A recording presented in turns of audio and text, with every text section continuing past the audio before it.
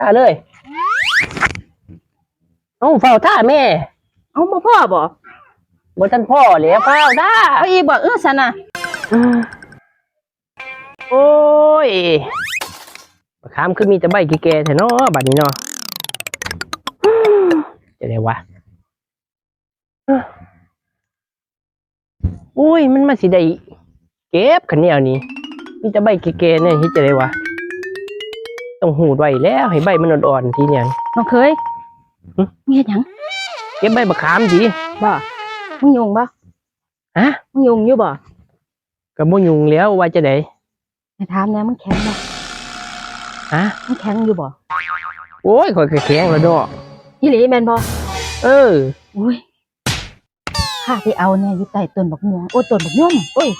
บ่ต้นบักย่อมบ่แม่นเว้ยต้นบักลำไยข้าไปเอาเนี่ยไม่ค่อยพาเจ้าไปเอามึงแข็งแน่บ่ก็แข็งดีอุ้ยเอาอยู่มองนี้บ่ได้บ่อุ้ยบ่มองหันดีกว่ามองหันเป็นกว่ามองหันเป็นกว่าใต้ต้นบักลำไยนั่นเป็นกว่าแข็งแท้แม่นบ่ก็แข็งดีตัวเนาะเจ้าเทียดนี่หยังแหมเอ้านี่บ่ได้บ่ได้ยังว่าพาไปเอาแน่พาไปเอาอยู่ใต้ต้นบักลำไยแหมเอาอยู่นี่ก็บ่ได้บ่แต่ว่าแข็งแท้แม่นบ่แข็งพาไปแน่ไปเนี่ยไปไปแท้แม่นบ่แข็งแท้แม่นบ่ต้องถามก่อนแข็งแล้วเนาะไปซั่นน่ะมาไว้นั่นเป็นเลยนี่แถวนี้ล่ะเรียนแล้วเอ้าคือบ่สาดมานำเอามาเฮ็ดหยังเอ้ามันก็ทางดากเจ้าแล้วเนาะโอ้ยบ่ทางดอกนั่งย่อๆเอาก็ได้ดอกฮะนั่งย่อๆเอานั่งย่อๆเอาเอ้าคือว่าจังซั่นล่ะบัดนี้เอาก็สิว่าจังได๋แต่ว่าแข็งแท้แม่นบ่แข็งแล้วเนาะดีเอานั่งให้ข่อยนั่ง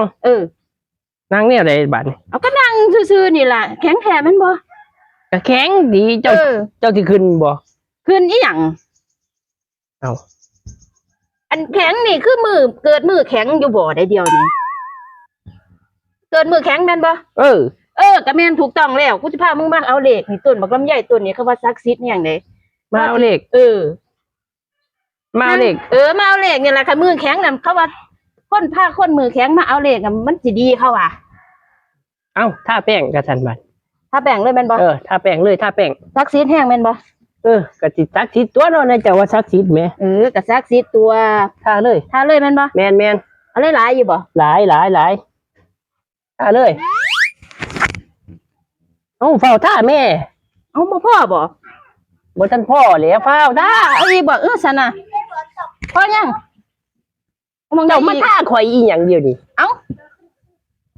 ก็บอกให้ท่าแป้งนี่ก็ท่าแล้วมึงสิท่ามึงได้อีกโอ้ยมาเอาเหล็กหายังสิมาท่าหนาเจ้าของก็ท่าต้นไม้นี่ติล่ะท่าต้นไม้โอ้ยหานึกว่าท่าเจ้าของโอ้ยเอาซั่นน่ะโหดโพเฮงเนาะเจ้าเนาะ